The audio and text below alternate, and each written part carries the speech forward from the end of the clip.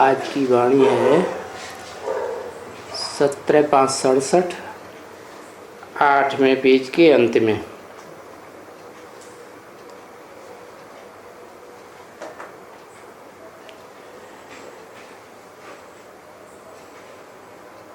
बताया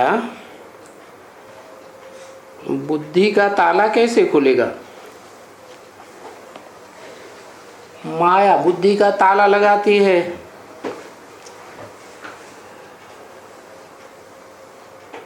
तो जरूर है जिन्होंने माया से बुद्धियों को लगाया है तो ताला लगाई देती है। अब किससे लव करें। तो जो ऊंचे ते ऊंचे है उससे लव करेंगे तो ताला खुलेगा।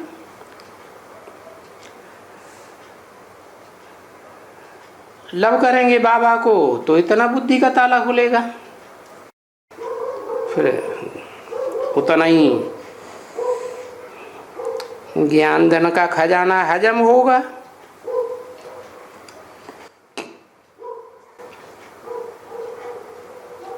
और फिर तुम डबल फैन तो पृष्ठ बन जाएंगे। डबल बने, एक तो बेसिक नॉलेज वाले, बेसिक नॉलेज के बतौर ज्ञान धन दान करने वाले, फिर मनन चिंतन मंथन के द्वारा इस ज्ञान को विस्तार में ले जाकर गहराई तक समझाने वाले। तो देखो, एक तो सब कुछ तन मन धन भी देते हो,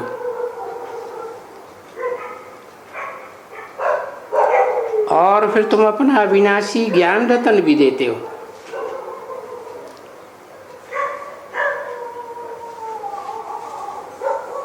तन मन और धन ये तो देह से कनेक्टेड है, और फिर बेहद में भी है।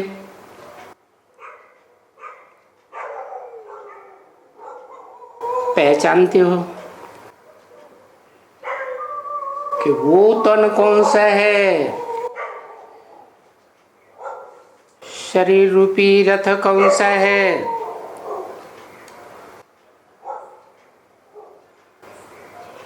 जो सार रूप में है।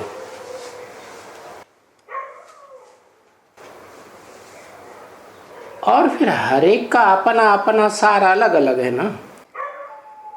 सार माने बीज, बीज माने बाप। तो उस बीज से भी बुद्धियों को तोड़ना, क्योंकि देह है ना,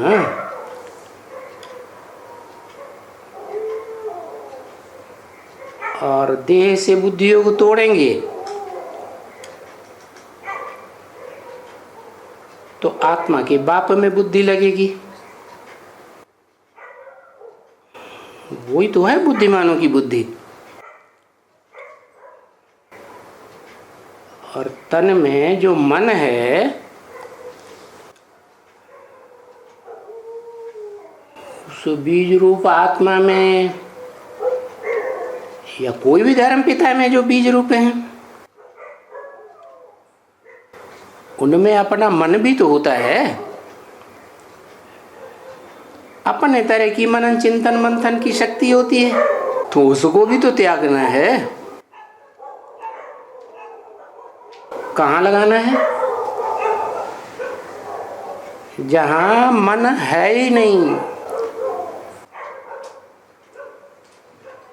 आत्माओं के बाप में मन है, मनन चिंतन मंथन करने के लिए नहीं। तो मन भी अर्पण करो बेहद में। और जो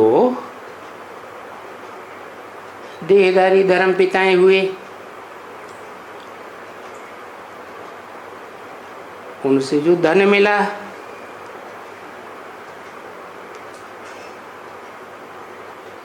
चाहे वो ब्रह्मा हो, चाहे कोई भी धर्म पिता हो, चाहे वो बाप ही क्यों न हो ऊंचे ते ऊंचे से मनुष्य सृष्टि का। जानते तो हो ना, वो धन कहाँ से लाता है? मनुष्य सृष्टि के बीज रूप बाप के पास धन कहाँ से आता है? वो भी तो आत्माओं के बाप से आता है ना, जो ऊंचे ते ऊंचा धन है ज्ञान धन, जो गीता में भी बताया। उससे ज्यादा पवित्र धन तो कोई होता ही नहीं, जिस पवित्रता के बल से सारे कार्य दुनिया के होते हैं। पवित्रता में ही ज्यादा शक्ति होती है। अच्छे ते अच्छे कार्य भी पवित्रता से, और बुरे से बुरे कार्य भी पवित्रता की पावर से। तो हद में और बेहद में तुम सब कुछ स्वाहा करते हो। कहाँ? रुद्र ज्ञान यज्ञ में। ये ज्ञान कहाँ से आता है? ज्ञान तो आता है शिव बाप से ही, जिसकी आत्मा का नाम शिव है। परंतु वो जब साकार तन में आता है तो रौद्र रूप भी धारण करता है, क्योंकि तन में आया ना। और तन भी कैसा? विनाशी या अविनाशी है? कैसा तन? विनाश होने वाला है? नहीं,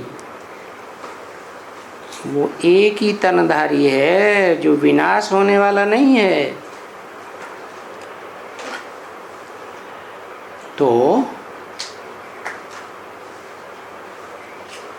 बात पलट जाती है। देह है ना, चाहे वो सार रूप में है तो भी तो देह है, और उस सार रूप में भी जिसे कहते हैं सार रूप बिंदु बिंदु आत्माएं जहाँ रहती हैं,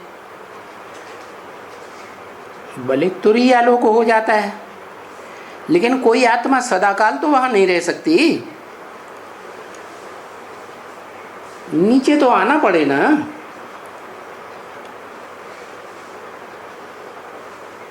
तो आत्मिक स्थिति है ऊंची भावना, देह की स्थिति है नीची भावना। तो रौद्र रूप भी धारण करता है। तो देखो, तुम अपने पास जो कुछ भी है, क्योंकि ज्ञान धन भी हर एक के पास अपना अपना नंबरवार है। जो कुछ भी है माना नंबरवार है ना, तो वो देते हो। और देते किसको हो? है? उनको देते हो जो डबल फिलैंथ्रोपिस्ट है, डबल दानी है। कैसे? एक तो जो ब्रह्मा के मुख से सुना, शिव बाबा ने सुनाया, सुनाने वाली आत्मा शिव ब्रह्मा के तन से बोला, तो वो सुनने सुनाने का ज्ञान हुआ। जैसे छोटे बच्चे होते हैं ना, तो सुनते हैं, सुनाते हैं, रटते हैं, बुद्धि नहीं लगा पाते, क्योंकि बच्चे हैं, बच्चा बुद्धि है। फिर वही बच्चे जब ऊंचे पढ़ाई पढ़ते हैं तो जो बेसिक नॉलेज में सुनी सुनाई बातें हैं उन पर गहराई से मनन चिंतन मंथन करते हैं। तो तुम बच्चे नंबरवार हो ना, तुम किनको देते हो? है तुम उनको देते हो जो इस 60 रूपी रंगमंच पर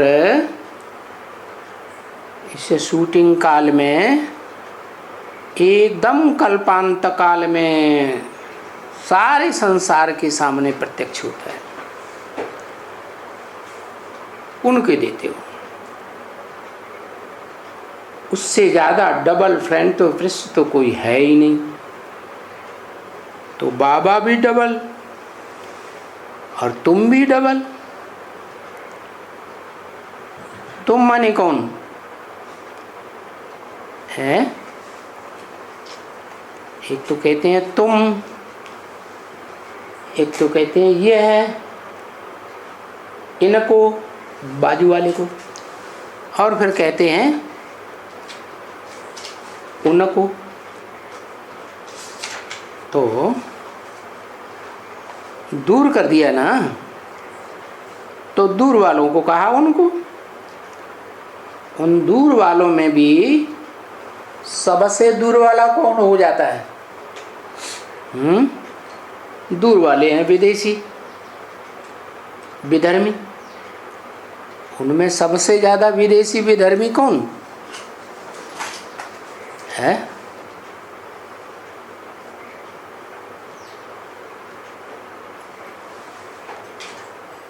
हाँ, वो नास्तिकों का भी बाप है,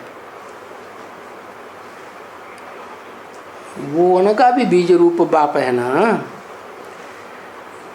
तो वो तो कहता ही है क्या,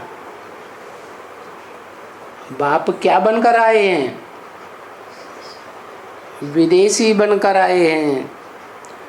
तो विदेशियों का भी बाप हुआ ना। विदेशियों का मुख्य धंधा क्या हुआ है? विदेशी सारी दुनिया को एकदम नीचे ले जाते हैं कि ऊपर ले जाते हैं? एकदम नीचे ले जाते हैं। उनका धंधा ही है टम बम बनाना, विनाश करना। तो उन्हें पता नहीं है हमारा भी कोई बाप है, जिसको कहते हैं भारत में हर हर बम बम।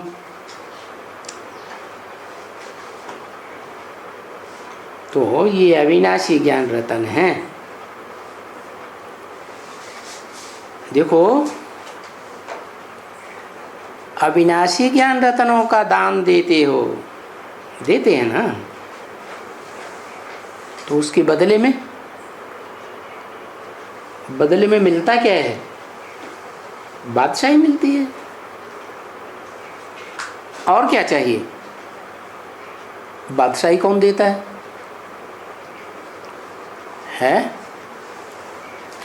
ये बादशाही कैसे मिलती है? कौन सी पढ़ाई पढ़ने से बादशाही मिलती है? राजयोग की पढ़ाई पढ़ने से बादशाही मिलती है। योगी होगा तो राजयोग सीखेगा, योग बल से बादशाही मिलती है। तो सिखाने वाला बड़ा योगी होना चाहिए ना। शिव बाप को योगी कहेंगे? नहीं कहेंगे। उसे योग लगाने की क्या दरकार? तो शिव बाप तो जो ऊंच से ऊंच चीज़ है, बहुत वैल्यूबल चीज़ है, ज्ञान रतन, वो देते हैं। तो ज्ञान रतनों के आधार पर जो राजयोग सीखते हैं, उन सीखने वालों में अव्वल नंबर 1 वो भी डबल विदेशी। क्या डबल विदेशी क्यों कहा? है तो भारतवासी शरीर से, पैदा कहाँ होता है? भारत में। लेकिन शिव बाप प्रवेश करते हैं तो शिव बाप की प्रत्यक्षता रूपी जन्म वो कहाँ से होता है? विदेश से होता है या स्वदेश से होता है? विदेशी बाप को प्रत्यक्ष करते हैं। तो फिर प्रत्यक्षता रूपी जन्म जहाँ हुआ वहाँ का हो गया। बाप क्या बनकर आए? विदेशी बनकर आए। तो बादशाही बच्चों को देते हैं, और तुम बच्चों को क्या चाहिए है? जो राजयोग सीखते हैं उनको देते हैं, जो ज्ञान लेते हैं उनको देते हैं। ज्ञान तो जानकारी है सच्चाई की, तो जो सच्चाई की जानकारी लेते हैं वो सच्चाई की जानकारी लेकर के राजयोग सीखते हैं। राजयोग तुम बच्चे ही सीखते हो, जिनको कहते हैं भारतवासी बच्चे। किसके वासी? किसके दिल में बसने वाले? भारत के बस में बसने वाले, दिल में बसने वाले। तो तुम बच्चों को और क्या चाहिए? ज्ञान से राजयोग सीखते हो। ज्ञान है बाप की पहचान का, पहचान माने ज्ञान, और बाप को तुम पहचानते हो जो मनुष्य सृष्टि का बाप है, बड़े से बड़ा मनुष्य सृष्टि का राजा है, विश्व का मालिक है। तो तुम बच्चों को भी उससे बादशाही मिलती है। सो तुमको तो बच्ची, जो भी अच्छे सेंसिबल बच्चे हैं उनको तो डांस करना चाहिए है। कौन सा डांस? देह के डांस की तो बात नहीं है। देह का डांस तो देहधारी बाप कराते हैं। जब से ये देहधारी बाप आए तो वो देह का डांस चल पड़ा दुनिया में। लेकिन आत्माओं का बाप तो ज्ञान देते हैं ना, तो ज्ञान डांस करना तुमको सिखाते हैं। तो जिनको विश्व की बादशाही मिलती है उनको तो ज्ञान डांस खूब करना चाहिए। 17/5/1967 की वाणी का 9वां पेज। तो अब बताओ, हम भगवान शिव बाबा को क्या देते हैं? लेते तो हैं विश्व की बादशाही है। लेन देन का हिसाब किताब होता है ना, जो देगा सो लेगा, लेगा सो देगा। तो तुम विश्व की बादशाही तो लेते हो भगवान बाप से, तो बाप को क्या देते हो है? अरे कुछ देते हो कि नहीं है? बाप को लव देते हो। कैसा लव? क्या लव देते हो? अब भी बेचारी याद, क्या? एक बाप की याद, कोई दूसरे की याद नहीं। शुद्ध प्यार बाबा को देते हो, और जब शुद्ध प्यार देंगे तो दुनिया से बुद्धियोग टूट जाएगा। विकार की बात ही खत्म। विकार का मतलब ये है, वे माने विपरीत, कार माना कार्य। तो फिर बाप जैसे चलाते हैं वैसे चलते हो। तो बाप तो अच्छा कर्म करना सिखाते हैं ना ज्ञान के आधार पर है। विपरीत कर्म थोड़ा ही सिखाएंगे। विपरीत कर्म करते हैं बाप के बताए अलावा तो विकार कहा जाता है। तो जैसे कि तुम विकारों का भी दान कर देते हो। अगर करनी घोर को भी देते हैं तो भी भक्ति मार्ग में ईश्वर अर्थ करके ही देते हैं ना, है? इसका मतलब क्या हुआ? भक्ति मार्ग में ये परंपरा चली आई है। ईश्वर ने आकर के करनी घोर ब्राह्मण का पार्ट बजाया। क्या तुम बढ़िया बढ़िया चीज़ें न दो नई नई, क्या करो? जो भी पुरानापन है, पुराना है, मरते हैं तो जो कुछ पुरानी चीज़ें होती हैं मरने वाले की, वो सब करनी घोर को दे देते हैं। तो ये विकार क्या है? ये पुराने हैं ना। ये जो तुमने जन्म जन्मांतर द्वापर युग से लव किया, प्यार किया, वो विकारी प्यार किया ना, व्यभिचारी प्यार किया ना। तो ये व्यभिचारी प्यार, ये विकार, ये सब तुम ईश्वर को देते हो। भक्ति मार्ग में देते हैं ना ईश्वर को, करनी घोरों को देते हैं। क्या? एक ब्राह्मण होते हैं करनी घोर ब्राह्मण, नाम है करनी घोर, घोर कर्म करते हैं और कहे जाते हैं महाब्राह्मण। छोटे मोटे ब्राह्मण नहीं। तो यहाँ भी क्या है? यहाँ भी तुम किसको देते हो? है ब्राह्मणों में जो सबसे बड़ा ब्राह्मण है, चोटी का ब्राह्मण, उसको कहते भी है महादेव। देवताओं को भी दान देते, देवताओं के नाम से भी दान देते हैं ना। कोई भूत प्रेतों को अर्पण करते हैं, कोई देवताओं को अर्पण करते हैं, कोई ईश्वर को अर्पण करते हैं। तो तुम तो जानते हो, जिसको महादेव कहा जाता है वो महादेव तो बनता ही तब है जब उसमें शिव प्रवेश करते हैं। तो ईश्वर अर्थ ही देते हो ना। तो भाई करनी घोरों को दान दो। क्या? जो घोर कर्म करते हैं।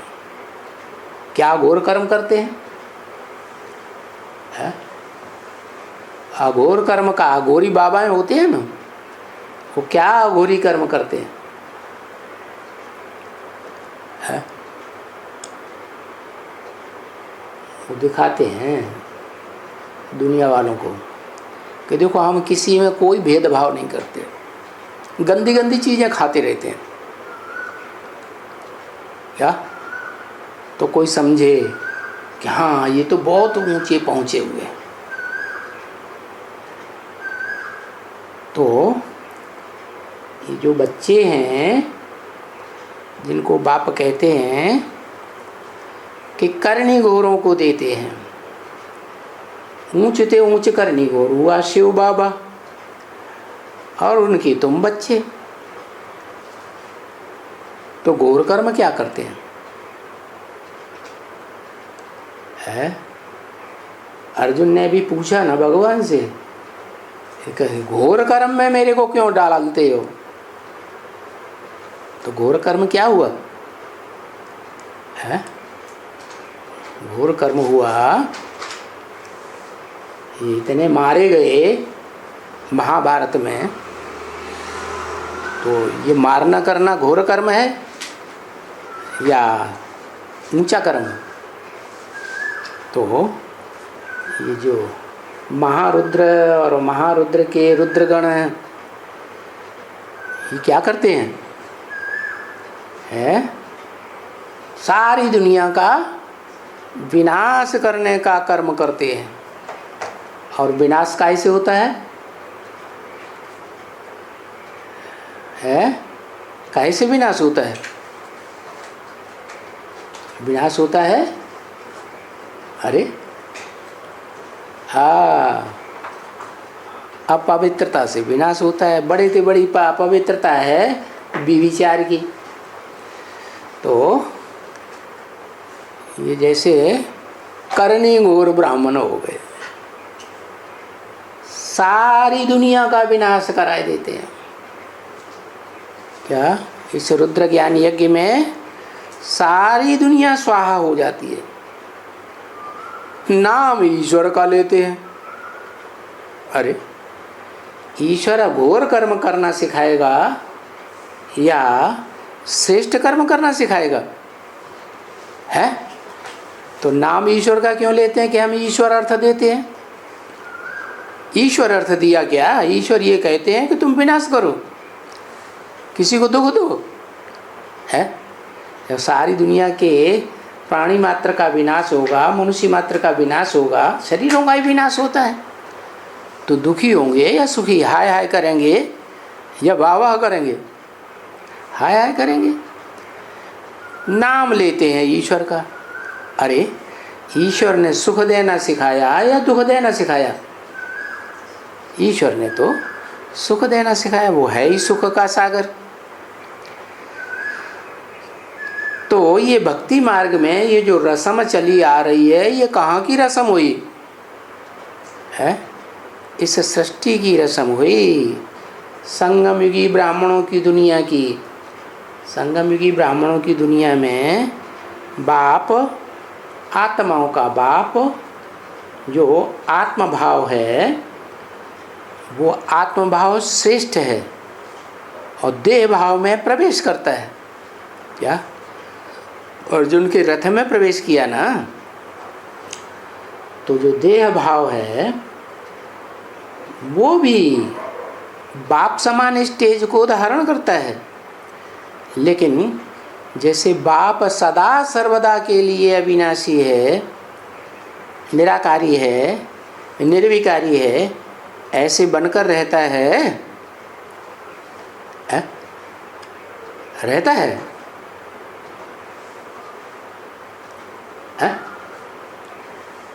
रहता है या नहीं रहता है?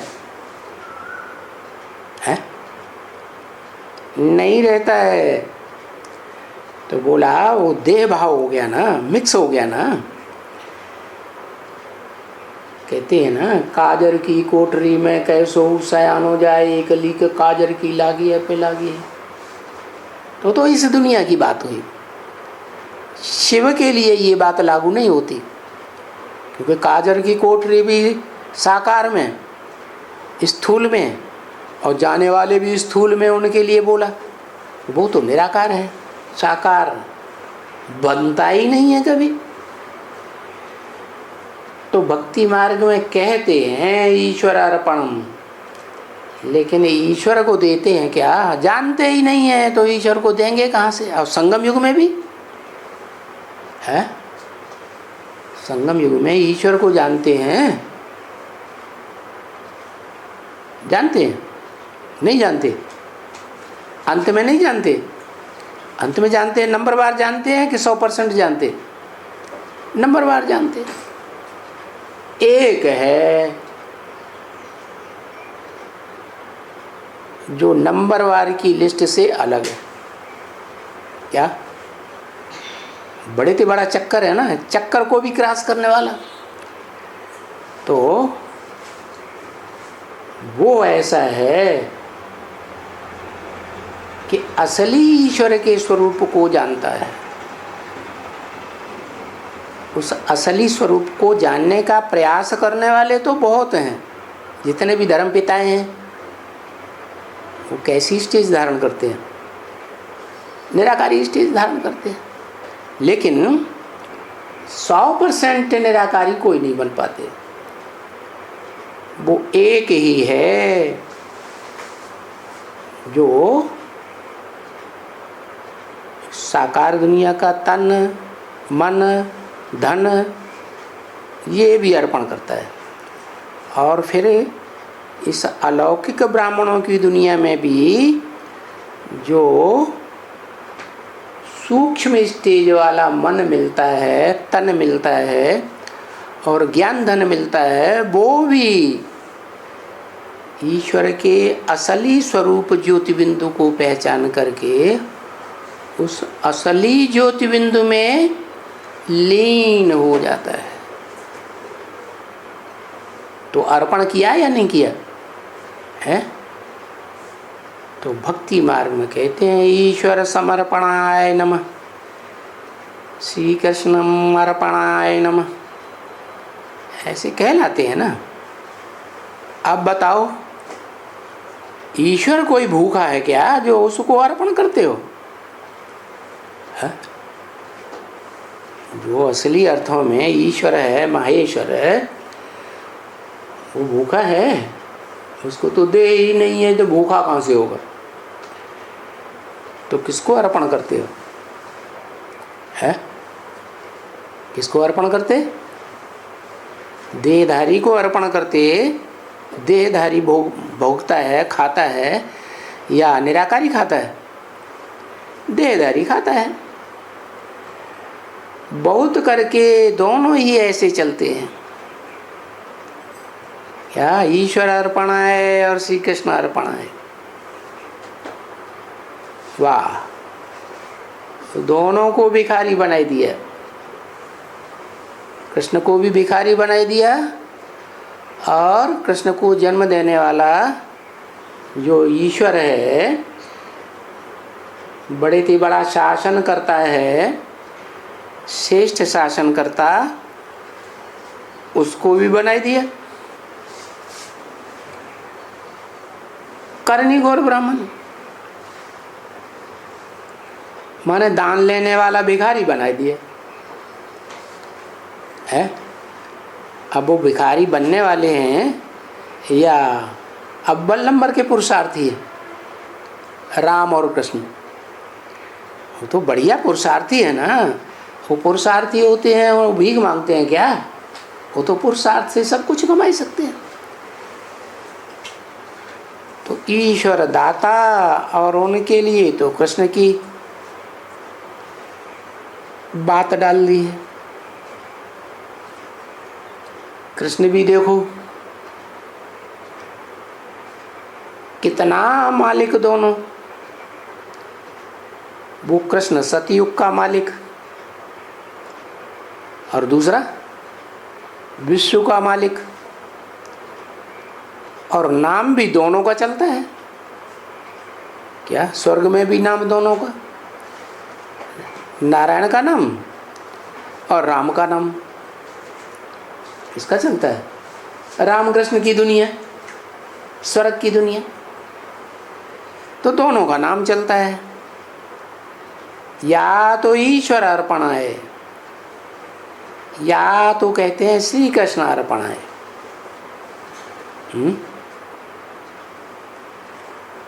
और वो विश्व का मालिक कौन?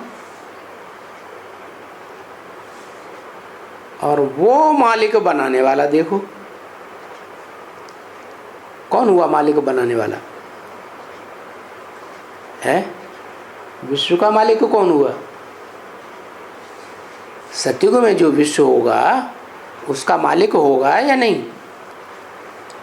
और वो मालिक बनाने वाला तो बाप ही है। कृष्ण या सतयुग के नारायण को जन्म देने वाला। अभी देखो ये सब बातें तुम्हारी बुद्धि में हैं, अच्छी तरह से बैठती हैं धारण करने के लिए। अच्छा, कहते हैं ना हम कितना कितना सुनाते रहते हैं, है? सुनाते तो ढेर सारा है, कुछ धारण भी तो करो ना। क्या भक्ति मार्ग में क्या करते हैं? सत्संगों में कितना सुनते हैं, कितना गुरु लोग सुनाते हैं, फिर वहाँ सुना और झाड़ दिया, बाहर निकले। तो यहाँ भी शूटिंग होती है, इतना सुनाते हैं, धारण कुछ भी नहीं होता। अच्छा, फिर भी कुछ धारण नहीं होता है, कुछ धारण न हो तो भला कम से कम बाप को तो याद करो, है? कौन से बाप को याद करो, है? जो बाप वर्षा देने वाला है मुक्ति और जीवन मुक्ति का। पहले तो बाप खुद मुक्ति लेता है, जीवन में रहते रहते जीवन मुक्ति लेता है। तो जो बाप है जीवन मुक्त पद पाने वाला विष्णु रूप, वो तो अगले जन्म की बात हुई। बाकी पद्धति की बात तो जो है वो तो ब्रॉड ड्रामा में मिलेगा। यहाँ तो तुम बच्चे सेवाधारी हो ना, तो सेवा जितनी करेंगे उतना ऊंच पद पाएंगे ब्रॉड ड्रामा में। तो बाप को याद करो, बाप के वर्षे को याद करो। कि जानते हो क्यों बाप को और बाप के वर्षे को क्यों याद करो और सब कुछ भूल जाओ? क्योंकि ये सारी दुनिया खलास होने वाली है, मौत सामने खड़ा है।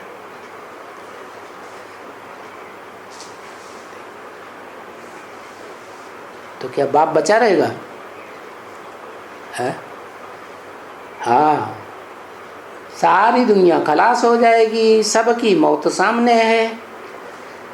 एक बाप तो, विश्व का बाप तो बचेगा ना। तो उस बाप को याद करो और बाप से जो प्राप्ति होती है जन्म जन्मांतर की आत्मा को, उस बाप के वर्षे को याद करो। अभी संगम युग में बाप को याद करने से क्या, और बाप की मत पर चलने से है तुम्हें, तुम्हारी आत्मा को जन्म जन्मांतर की बहुत प्राप्ति होती है। बाप भी बड़ा चक्कर है ना, 84 के चक्कर को क्रॉस करने वाला है ना। तो तुम भी इस ब्रॉड ड्रामा में जन्म जन्मांतर प्राप्ति करेंगे, बाप की मत पर प्राप्ति करेंगे। कहते हैं बच्चे अभी सबकी याद छोड़ करके, सबसे बुद्धि योग का संग तोड़ करके मुझ संग जोड़ो, तो क्या होगा? तुम्हारे विकर्म विनाश हो जाएंगे। है? किसने कहा? ये किसने कहा? मुझ संग तो जोड़ो और संग तोड़ो। है? तो तुम्हारे विकर्म विनाश हो जाएंगे। जितने पाप कर्म किए हैं जन्म जन्मांतर, विपरीत कर्म किए हैं श्रीमत के बरखिलाफ, वो सब भस्म हो जाएंगे। कब? जब निराकारी स्टेज में टिकने वाले मनुष्य सृष्टि के बाप को याद करेंगे। जिसको याद करेंगे वैसे ही बनेंगे ना। तो उसके 84 जन्मों के हिसाब किताब हैं या नहीं बाप के? और बड़े हिसाब किताब हैं, वो भस्म होते हैं। तो तुम्हारे क्यों नहीं होंगे? है ना? तुम एवर हेल्दी बनेंगे। किस बात से? बाप की याद से। बाप की याद से हेल्दी का क्या कनेक्शन? याद से हेल्दी बनते हैं। क्या? किसकी याद से? कोई देहधारी की याद से हेल्दी नहीं बनते हैं। क्यों? क्योंकि सतयुग से लेकर के कलयुग के अंत तक सभी देहधारी नीचे गिरने वाले हैं। तो किसकी याद से एवर हेल्दी बनेंगे? जो निराकारी स्टेज में टिकने वाला बाप है, उसकी याद से तुम एवर हेल्दी बन जाएंगे। हेल्दी तुम्हारा शरीर जो है जन्म जन्मांतर कैसा बनेगा? हेल्दी बनेगा। बीमारी कम आएगी, उम्र लंबी होगी, और जितना तोड़ेंगे उतना एवर हेल्दी बनेंगे। क्या? और देहधारियों के साथ जितना बुद्धि योग तोड़ेंगे उतना तुम एवर हेल्दी बनेंगे। समझा ना? अच्छा, अगर नहीं कर पाएंगे तो फिर तुमको जन्म देना पड़ता है। क्या? जन्म देना पड़ता है। माना इसी संगम युग में अगर तुम संपन्न निर्विकारी स्टेज वाली आत्मा नहीं बन सकेंगे तो क्या होगा? तुमको शरीर दूसरा जन्म लेना पड़ेगा। विकर्म न विनाश होने के कारण फिर तुमको हम सजा देते हैं। क्या? तुमको हम सजा देते हैं। ये किसने कहा? कौन सी आत्मा ने कहा है? ये कौन सी आत्मा ने कहा हम सजा देते हैं? हम माने एक या दो या चार है? ब्रह्मा ने कहा। ब्रह्मा को खुद ही सजा मिल जाती है, सूक्ष्म शरीर धारण करना पड़ता है, भटकते रहते हैं, सजा मिलती है कि नहीं है? बाप को पहचान पाते थे फिर? तो हम किसने कहा? हाँ, क्या कहा? हाँ, शंकर है, जिसमें दो आत्माओं का संकरण होता है, एक शिव और एक राम वाली आत्मा, आदम वाली आत्मा। लेकिन शिव क्या सजा देते हैं? नहीं। तो शिव जिसमें प्रवेश करते हैं उसको आप समान बना देते हैं, उसके नाम के साथ शंकर के साथ शिव लगाया जाता है, शिव शंकर भोलेनाथ। तो फिर हम किसके लिए कहा? माना जो आत्मा उनमें प्रवेश है, एक तो शिव और दूसरा ज्ञान चंद्रमा ब्रह्मा की सूर्य, वो भी तो बेसिक नॉलेज तो देते ही हैं। उस बेसिक नॉलेज को धारण करते हैं? नहीं धारण करते, तो सजा देते हैं, और बहुत ही सजा मिलती है। क्या? थोड़ी बहुत सजा नहीं मिलती है। किसको? तुमको। किससे कहा तुमको है? संसार की बीज रूप आत्माओं से कहा, कि आधार मूर्त षष्ठी वृक्ष की जड़ों से कहा, या 500-700 करोड़ पत्तों से कहा? बीज रूप आत्माओं से कहा कि तुमको बहुत ही सजा मिलती है। तो फिर जब बहुत सजा मिलेगी तो फिर राजा ही नहीं मिलती है। सजा कम तो राजा ही ज़्यादा, सजा बहुत तो राजा ही कम।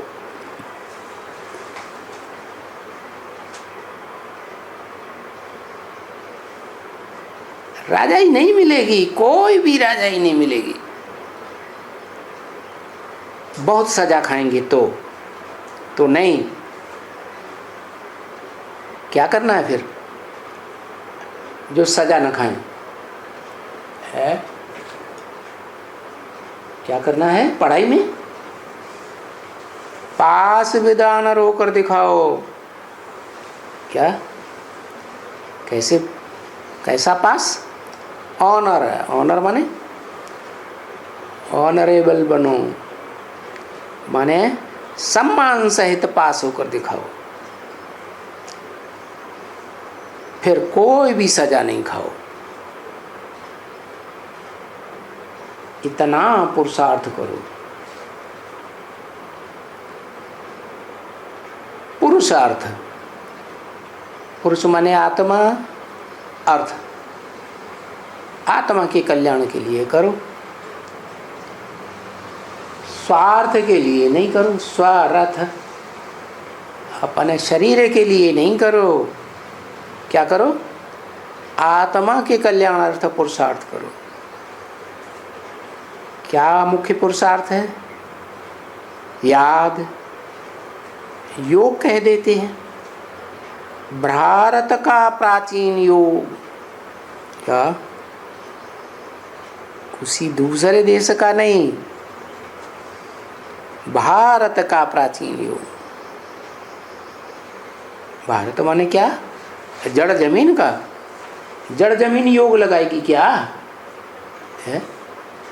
योग तो मन बुद्धि से लगाने की बात है ना। तो कोई चैतन्य आत्मा है क्या? भा माने ज्ञान की रोशनी, रत माने लगी रहने वाली, तो उसका प्राचीन राजयोग। राजयोग तो नाम है, लेकिन राजयोग है किसका? किसका दिया हुआ? जरूर कोई योग ईश्वर होगा, योगियों का ईश्वर। पुराने थे, पुराना को कहते हैं प्राचीन राजयोग भारत का। और प्राचीन का अर्थ नहीं समझते हैं कोई। क्या क्या क्या अर्थ है?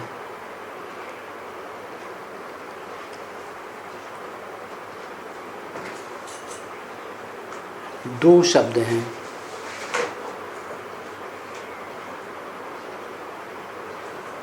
प्राचीन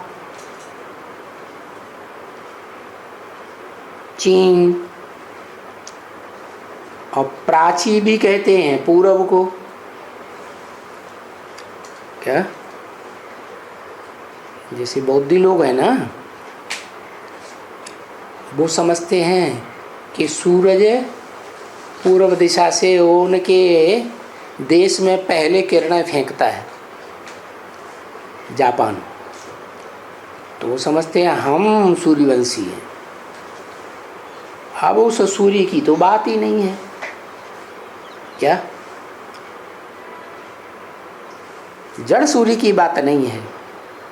और जड़ सूर्य भी जो किरणें फेंकता है, तो जो किरणें जब आती हैं तो किस दिशा से आती हैं? कोई जापान के ऊपर से थोड़ा ही आती है? पूरब में कौन सा सागर है? प्रशांत महासागर। तो प्रशांत महासागर के उस पार से सूर्य जब चमकता है सवेरे सवेरे, तो किरणें पहले जापान पे पड़ती है। तो वो सूर्य विदेश में उगने वाला हुआ, विदेश से किरणें आ रही हैं कि स्वदेश से आ रही है? विदेश से आ रही है। और विदेशियों के लिए क्या बोला है? विदेशी बुद्धि में तीखे होते हैं, इसलिए पहचान तो लेते हैं, लेकिन फिर सो जाते हैं। इसलिए जो विदेशी सेनाएं आती हैं भारत में, तो उनकी जो सेना होती है, उन सेना वालों के सर के ऊपर मुर्गे का पंख लगाते हैं। मुर्गा क्या करता है सवेरे सवेरे बांग लगा देता है, सबको जगा देता है और फिर खुद सो जाता है। तो ऐसे ही विदेशी हैं, पहचान तो लेते हैं बुद्धि योग की पावर से पहले फिर सो जाते हैं। तो ऐसे ही ये जापान और चीन क्या है, विदेश है या स्वदेश है? विदेश है ना। तो वो समझते हैं कि सूर्य प्राची से प्राची माने पूरब से निकलता है और हम सूर्यवंशी हैं। लेकिन प्राचीन का अर्थ नहीं समझते हैं कि पुराने थे पुराना देश। क्या पुराने थे पुराना कौन है? मनुष्य सृष्टि का बाप ही तो पुराने थे पुराना है। प्राचीन योग किसने सिमाया, किसने सिखाया है? जो सबसे जास्ती प्राचीन है, पुराना है, कह देते हैं श्री कृष्ण ने सुनाया। अरे श्री कृष्ण तो सतयुग का प्रिंस है ना, है? श्री कृष्ण ही तो बड़ा होता है तो नारायण बनता है, नारायण का टाइटल मिलता है, आदि नारायण का। जो आदि नारायण आदि नारायणी स्वभाव संस्कार से मिलकर के विष्णु रूप बन जाते हैं। तो वो विष्णु रूप सतयुगी दुनिया की बात है या संगम युगी शूटिंग काल की बात है? कहाँ की बात है? संगम युगी शूटिंग काल की बात है। संगम युगी शूटिंग काल पुराना या सतयुग पुराना? ज़्यादा प्राचीन कौन?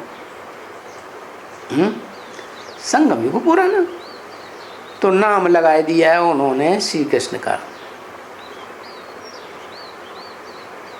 जो शास्त्रकार हैं श्री कृष्ण का नाम लगा दिया। अब श्री कृष्ण की पूजा करते हैं बच्चे के रूप में। बच्चा निर्विकारी होता है ये तो ठीक है, लेकिन बच्चा ज्ञान कैसे सुनाएगा? और वो भी राजयोग, जिस योग में राज भरा हुआ है। युद्ध के मैदान में कहते हैं अर्जुन को श्री कृष्ण ने ज्ञान सुनाया।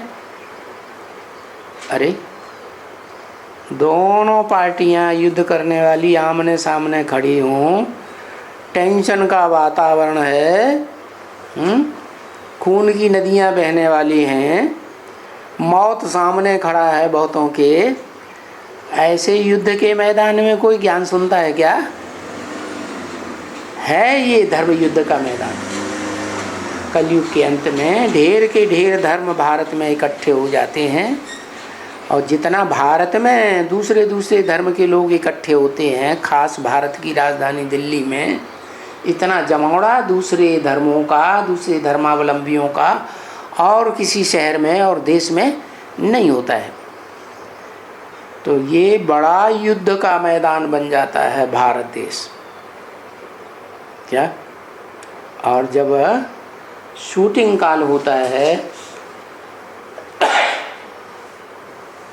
तो शूटिंग काल में शिव बाप जिस मुकर्रर रथ में आते हैं आदम के शरीर में, तो सारी दुनिया के सब धर्म पिताओं का बुद्धि योग कहाँ एकाग्र हो जाता है?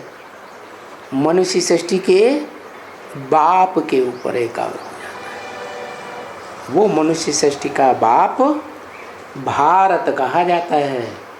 भा माने ज्ञानी की रोशनी, रतन माने लगा रहने वाला, लज्जू पंजू के ज्ञान में लगा रहने वाला नहीं। जो ऊंच ते ऊंच आत्मा है, सुप्रीम सोल, वो जो ज्ञान देता है उस एक के दिए हुए ज्ञान में लगा रहता है। बाकी वो युद्ध के मैदान की बात नहीं है जो हिंसक युद्ध है। ये भी कोई बात हुई? कि भगवान आकर के हिंसक युद्ध कराएगा क्या? कराएगा? है? भगवान तो हिंसा कराना सिखाता है कि अहिंसक बनाने आता है। देवताओं की दुनिया स्थापन की तो देवताएं अहिंसक होते हैं या हिंसक होते हैं? क्या होते हैं? देवताएं तो अहिंसक होते हैं, आत्मिक स्थिति वाले होते हैं, वो थोड़े ही हिंसा करते हैं। देहभान वाले उनको कहा जाता है हिंसक, क्योंकि देह से हिंसा की जाती है, देह की इंद्रियों से हिंसा की जाती है। आत्मभाव हिंसा करने वाला थोड़ा ही होता है। तो ये कोई बात नहीं हुई कि भगवान आकर के हिंसक युद्ध सिखाता है। अरे गीता सुनाई दो सेनाओं के बीच में, जहाँ युद्ध होने वाला था, हिंसक युद्ध दिखाया है। अरे युद्ध के मैदान में कोई गीता पाठशालाएं खोली जाती हैं क्या? नहीं, ये तो बेहद की बात है जो गीता में भी मनुष्य गुरुओं ने लिखी हुई है। सर्वधर्मान परित्यज्य, सब धर्मों को त्याग करके मेरे द्वारा स्थापन किए हुए स्वधर्म में आ जा। स्वधर्मे निधनम से परधर्मो भयावह। स्व माने आत्मा का जो धर्म है वही श्रेष्ठ ते श्रेष्ठ धर्म है, उस धर्म में आ जा। बाकी स्वधर्म में आने के लिए जो भी देहधारियों के धर्म हैं, धर्म पिताओं के द्वारा स्थापन किए हुए, उन सबको छोड़ना पड़े। तो कब होते हैं वो? कलयुग के अंत में होते हैं सब धर्म। ऐसे थोड़े कि सतयुग में हिरण्यकश्यप को मारने के लिए भगवान आया, वहाँ सब धर्म होते हैं। वहाँ तो सिर्फ देवता धर्म होता है 16 कला संपूर्ण। त्रेता में भी राम राज्य का कितना गायन है, कितना सुखी होते हैं लोग। तो वहाँ भी एक ही धर्म है, स्वधर्म। देवताएं रहते ही हैं आत्मिक स्थिति में। बाकी द्वापर युग से द्वैतवादी धर्म आ जाते हैं, धर्म पिताएं आते हैं, दूसरे दूसरे धर्म, दूसरे दूसरे राज्य, दूसरी दूसरी भाषाएं फैलाते हैं। तो वहाँ से युद्ध का मैदान शुरू हो जाता है। युद्ध माने लड़ाई झगड़ा। दो होंगे, दो मतें होंगी तो लड़ाई झगड़ा होगा, या एक मत होगी तो लड़ाई झगड़ा होगा। लड़ाई झगड़ा तो होता ही है द्वैतवाद में। तो ये पाठशाला है, ये युद्ध के मैदान में, हिंसक युद्ध के मैदान में कोई पाठशाला नहीं खोली गई। पढ़ाई तो शांति के टाइम पर होती है। क्या भगवान ने आकर अभी तक जो ब्राह्मणों की संगम युग दुनिया में पढ़ाई है, वो शांति का टाइम था। अब कैसा टाइम आने वाला है? अब तो अशांति बढ़ती ही जाएगी, बढ़ती ही जाएगी। तो ये भगवान वाच गीता पाठशाला है। सच्चम सच भगवान तुमको पढ़ा रहा है। बोला तुम बच्चों को पढ़ा रहा हूँ। क्या उन विदेशी विधर्मी धर्म पिताओं के बच्चों को नहीं पढ़ा रहा हूँ, तुम बच्चों को पढ़ा रहा हूँ। अच्छा, वो तो देहधारी हो गए धर्म पिताएं। ब्रह्मा को क्या कहेंगे? कहते हैं ब्रह्मा से सारी दुनिया रची गई। सारी दुनिया में जो भी मनुष्य मात्र हैं सब ब्रह्मा की संतान। तो ब्रह्मा देहधारी है कि आत्माभिमानी है? वो भी तो देहधारी हुआ ना। उसके मुख से हुए निकले हुए जो भी वर्षंश हैं, जो कहते हैं ब्रह्मा के वेद से, मुख से वेद निकले, वेदवाणी निकली, वो वेदवाणी भी तो 3 गुणों से युक्त है। क्या कर्मकांड करना सिखाती है। दुनिया में जो कर्मकांड चलते हैं अलग अलग धर्मों में, अलग अलग प्रकार के, तो ब्रह्मा भी दाढ़ी मूछ वाला देहधारी हुआ। क्या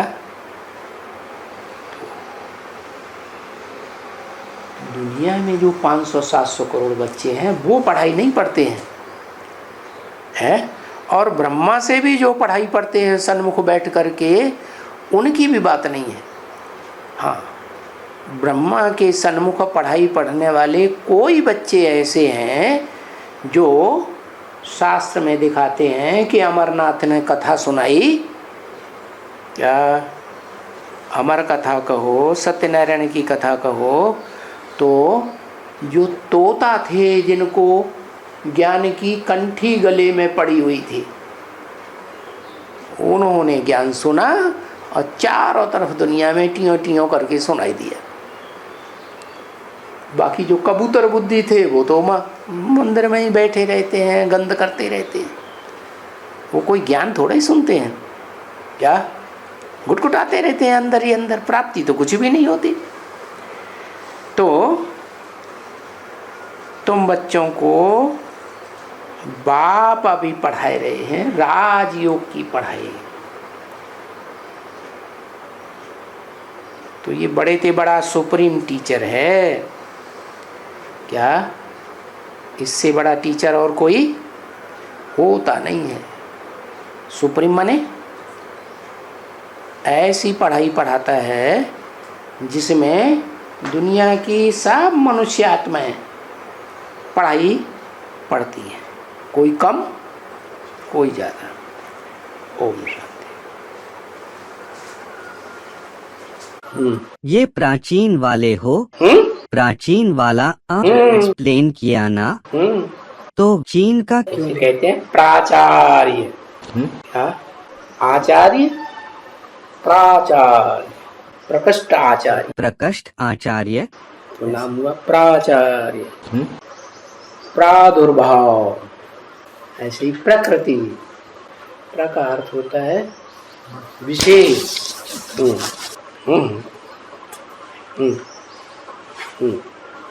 शिव बाबा आते हैं तो पहले पहले सवेरा कहाँ होता है, देश में कि विदेश में है? विदेश में। विदेश में सवेरा होता है। और वो विदेशी जो हैं वो ज्ञान प्रकाश की शुरुआत जिसे दिन कहते हैं वो कै बजे से मानते हैं? 12 बजे। 2 बजे से नहीं, 1 बजे से 12 बजे। 12 बजे से 12 बजे से उनकी दिन की शुरुआत होती है, तो वो पहले पहचान लेते हैं।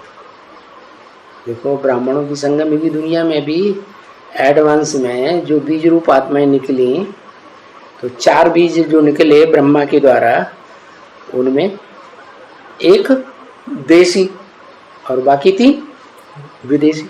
विधर्मियों के है 3 कैसे बाबा? 3 विदेशी नहीं है। हाँ, आज बौद्धि। बौद्धि भी चीन माने विदेश, विदेशी। बौद्धि धर्म सबसे बड़े देश में कहीं फैला हुआ है दुनिया में, तो कौन सा देश है? चीन। चीन ही तो है। तो जिस बौद्धि धर्म से नास्तिकता निकलती है, क्यों? क्योंकि दुनिया में एक बौद्धि धर्म ही ऐसा है सबसे आरंभ काल का द्वैतवादी धर्मों में, जो न आत्मा को बताता है, न परमात्मा के बारे में बताता है, न स्वर्ग के बारे में बताता है। बुद्धम शरणम बुद्धम शरणम गच्छामि। बुद्ध को ही भगवान बता दिया है। द्वैतवादी दुनिया, 2 धर्मों वाली। अरे भगवान आएगा तो एक धर्म एक राज्य स्थापन करेगा कि लड़ाई झगड़े वाली दुनिया बनाएगा? तो चाइना वाले हैं, ज्यादा जनसंख्या नास्तिकों की है वहाँ या आस्तिकों की है? नास्तिकों की संख्या है वहाँ। तो लेकिन बुद्धि की बड़े तीखी है, इसलिए पहले पहचान लेते हैं। पहचानना न पहचानना बेकार हो गया क्या? पहचान तो लिया कि सूर्योदय हो गया, जागरण भी कर लिया, फिर सो गए। क्या अपन लोगों का भी क्या चल रहा है?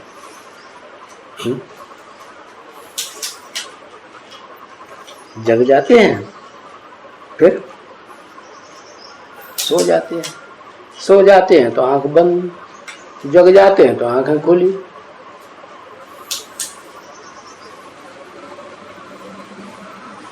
स्वदेशी विदेशी बनने का चक्कर चलता रहता है। बाप तो पूरी दुनिया में चक्कर लगाता है, आया ही है विदेशी बनकर।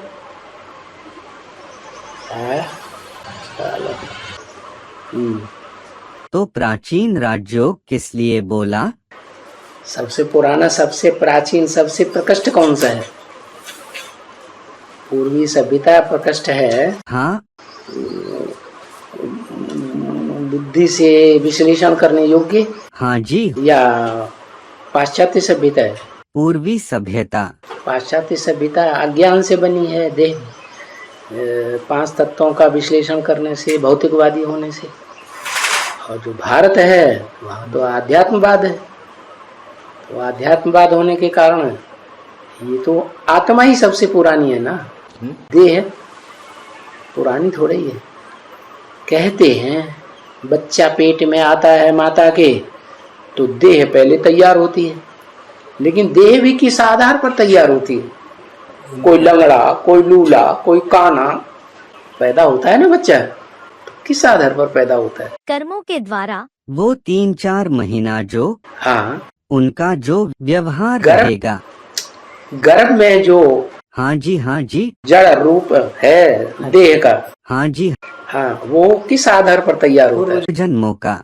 पूर्व जन्मों छोड़ो, पूर्व जन्म में वो आत्मा कहीं जीवित है इस संसार में, जिसका शरीर यहाँ तैयार हुआ माता की गर्भ में, के स्वभाव संस्कार अनुसार उसके वाइब्रेशन, उसका जो शरीर का कार्ब है वाइब्रेशन का, वो वाइब्रेशन के आधार पर शरीर तैयार होता है।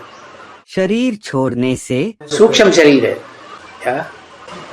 हाँ, क्या करे? शरीर छोड़ने से पहले जो 3-4 महीने पहले जो गर्भ तैयार होता है, हाँ, गर्भ तैयार होता है और इधर भी जिंदा रहते हैं, जिंदा रहता है। तो इससे वाइब्रेशन जो उनका कार्ब है, कार्ब शरीर, हाँ जी, वो काम करता है पेट में, हाँ जी, उसके आधार पर शरीर तैयार हो। तो पहले कौन हुआ? प्राचीन कौन हुआ? पुराना कौन हुआ? आत्मा पुरानी हुई कि देह पुरानी हुई? देह है? देह पुराना है? आत्मा पुरानी। आत्मा पुरानी हुई। आत्मा के आधार पर, आत्मा के स्वभाव संस्कार के आधार पर शरीर का निर्माण हो रहा है ना, गर्भ में माता के गर्भ में। है? बुरे कर्म करते हैं ऐसा जन्म मिलते हैं। बुरे हों अच्छे हों, हाँ हाँ जी। अच्छे कर्म किए होंगे तो सुंदर बच्चा पैदा होगा, बुरे कर्म किए होंगे तो लूला लंगड़ा पोड़ा कानी पैदा होता है ना। बच्चे कैसा कर्म करते हैं वैसा जन्म मिलता, वो आत्मा के संस्कार है। वो गर्भ के अंदर जो पिंड तैयार हो रहा है शरीर का, वो जो कोई व्यक्ति जिंदा है उस दुनिया में, क्या? हाँ जी। उसके जो वाइब्रेशन है, उसका जो सूक्ष्म शरीर है कार्ब, हाँ, उसके आधार पर वो तैयार हो रहा है। हाँ जी। माता के गर्भ में बच्चा, सुंदर बच्चा भी हो सकता है, लूला लंगड़ा भी पैदा हो सकता है, काला कलूटा भी पैदा हो सकता है। तो पुरानी चीज क्या है जिसके आधार पर तैयारी हो रही है? देह पुरानी है या आत्मा पुरानी? आत्मा पुरानी। कौन हुआ पुराना? अरे आत्मा के आधार पर बच्चा तैयार हुआ ना, और आगे वही प्राचीन हुआ। ऐसे ही यहाँ भारत में भगवान आते हैं, वो है पुराने ते पुराना, प्राचीन, उससे पुराना तो कोई और धर्मपिता है ही नहीं। वो भारत में आता है, विज्ञान की रोशनी में हमेशा रत रहता है। देह के पंच तत्वों के विश्लेषण में बुद्धि रत नहीं रहती है, तो उसे भारत कहा गया। भारत प्राचीन हुआ या विदेश प्राचीन हुआ? वैसे भी देखा जाए तो विदेश तो समंदर से बाद में निकले हैं। पहले तो दुनिया में भारत ही था ना। जम्मू द्वीप है, जम्मू द्वीप है जम्मू द्वीप। हाँ। अच्छा बच्चा होने से अच्छा वाइब्रेशन छोड़ता है आत्मा। अच्छे भी छोड़ेगी तो बुरे भी, बुरे कर्म किए होंगे तो बुरा छोड़ेगी। फिर अच्छा छोड़ने से सुंदर शरीर मिलता है। अच्छा वाइब्रेशन होंगे तो सुंदर शरीर मिलेगा। हाँ। फिर माँ की स्मृति भी काम करती है। माँ हाँ जी, अगर अपने पति की ही याद में है तो संस्कारी बच्चा पैदा, तो उसमें संस्कार आएंगे। अगर माँ बेविचारणी है तो बच्चे में बेविचार के संस्कार आ जाए, पति के संस्कार नहीं आएंगे। कोई माँ होती है अपनी स्मृति में ही, अपने में ही मस्त रहती है, तो बच्चे का चेहरा भी माँ के जैसा बन जाता है। कोई माँ होती है बाप की याद में ज्यादा रहती है, तो बच्चे का जो चेहरा मोहरा है वो बाप के ऊपर चला जाता है। कोई बच्चे का चेहरा न बाप की तरफ जाता है न माँ की तरफ जाता है, और कोई दूसरे तरीके का पैदा हो जाता है। कोई दूसरे से मेल जोल उस चेहरे मेहरे का होने लगेगा, स्वभाव संस्कार का होने लगेगा।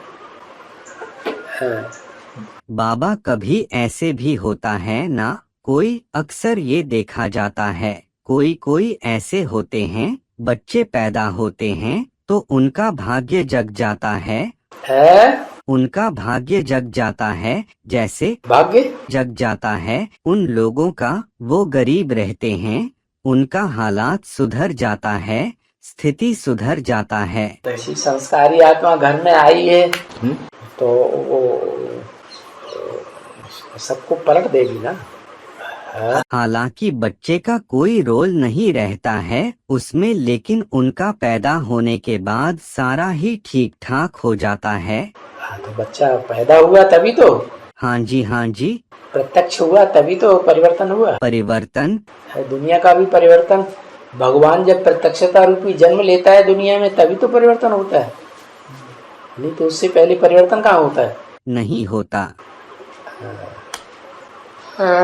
बाबा आज बताया ना कि बहुत सजा खाएंगे तो उतना सजा ज्यादा खाएंगे तो पद कम हो जाएगा, तो पद कम होगा तो नीची राजाई मिलेगी। हाँ जी, कलयुग में मिलेगी जाके। जैसे आज के राजाएं हैं 4-5 साल के लिए राजाई मिल जाती है, वो भी कोई राजा की तरह थोड़ी मिलती है।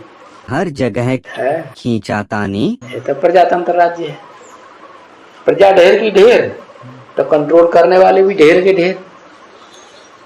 और राम राज्य थोड़े हुआ, वो तो 10 सिरों का राज्य हो गया। रावण 10 तरह की मतें चल रही हैं।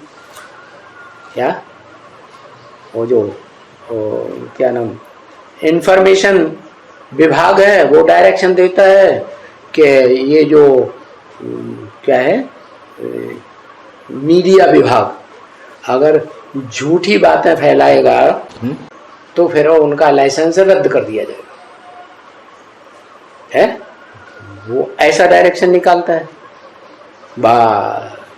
भ्रष्टाचारियों के जो विभाग हैं वो उसके ऊपर पिल पड़ते हैं, बस दूसरे दिन वो ठस। वो ही तो रावण के 10 सिरों में एक सिर राम का भी तो है, हा? राम भी धर्म पिता है कि नहीं? तमो प्रधान बनता है कि नहीं? बनता है ना।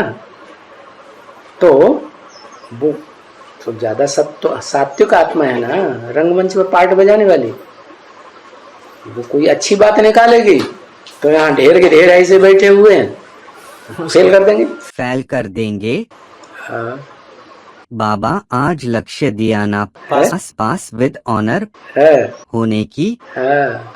वो तो केवल 8 आत्माई है होंगे ना। तो हाँ जी उन्हीं को दृष्टि में रखते हुए है। और जिस धर्म के भी पूर्वज हैं, कोई भी धर्म के पूर्वज हैं, वो ऑनरेबल हैं। बाबा आज शुरुआत तो किया ना डबल फिलियंथ्रोपिस्ट का।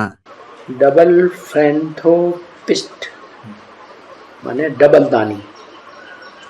एक तो बेसिक नॉलेज का भी दान करते हैं, दूसरे एडवांस ज्ञान का भी दान करते हैं।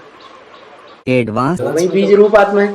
एडवांस में तो बेसिक ज्ञान समाया हुआ ना। समाया हुआ है, तो इसीलिए तो डबल बताया। ब्रह्मा कुमार कुमारियों के लिए थोड़ी कहेंगे कि वो डबल दान करते हैं। और आज बताया ना कि करनी घोर ब्राह्मण आया हुआ है। घोर कर्म करते हैं, कहे जाते हैं महाब्राह्मण, ऊंची ब्राह्मण कहे जाते हैं। भीख मांगते हैं।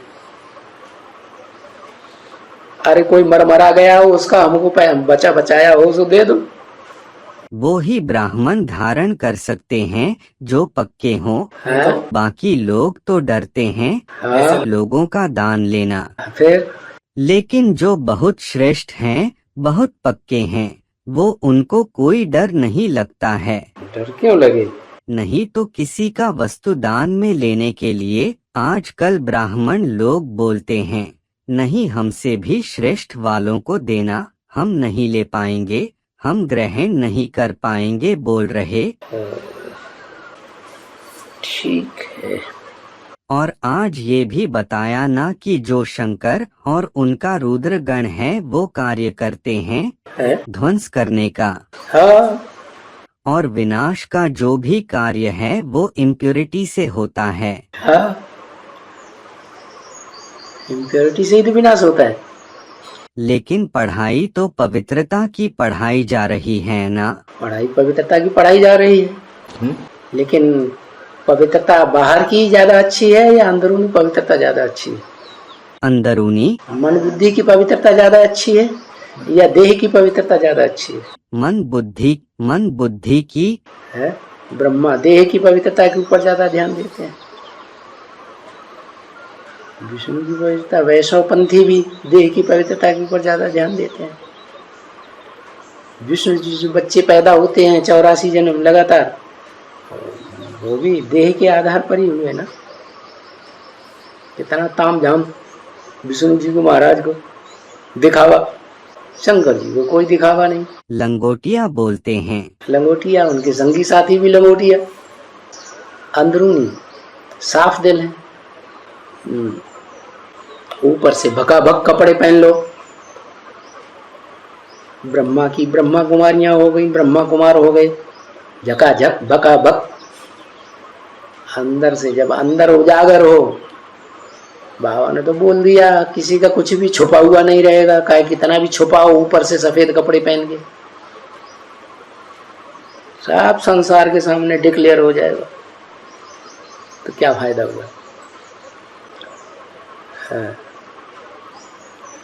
और जो बताया ना, जो भी तन है धन है, मन है, देह से कनेक्टेड तन मन धन होता है, वो सारा ही अर्पण करो। हाँ, और फिर आत्मा से कनेक्टेड तो वो अलौकिक दुनिया का। अलौकिक दुनिया का क्या है बाबा? अलौकिक दुनिया का तन नहीं है। जो स्थूल तन है वो ही तो अलौकिक है। स्थूल का जो तन मन धन ब्राह्मण ठीक है, ब्राह्मणों का तन नहीं है। वो तो स्थूल में आ गया ना। आ गया, लेकिन करते कितना है? नंबरवार है कि 100% है? नंबरवार। फिर मिक्सचरिटी तो हो गई ना। फिर ब्राह्मणों अलौकिक में किस हिसाब से? अलौकिक में भी नंबरवार हैं कि सब 100% है? वो भी नंबरवार। तो फिर तन भी, मन भी, धन भी, तीनों ही ईश्वरीय धन है। ज्ञान धन, ज्ञान धन भी एकदम बीज रूप में ले जा करके बीज से जोड़ दो।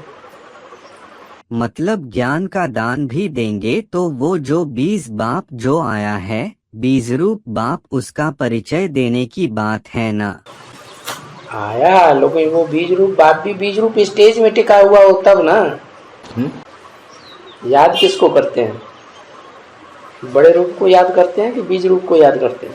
बड़े रूप को। तो फिर तो इस हिसाब से तन कैसे बाबा? है तन कैसे?